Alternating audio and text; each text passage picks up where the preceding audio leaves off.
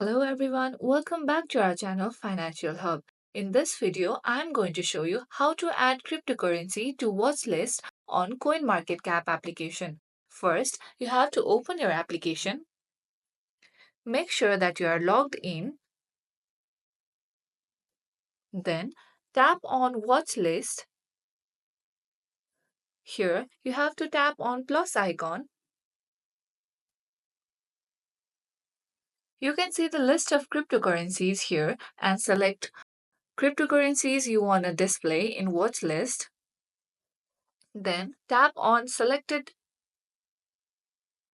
And now you can easily monitor the changes and updates of the cryptocurrencies from your main page.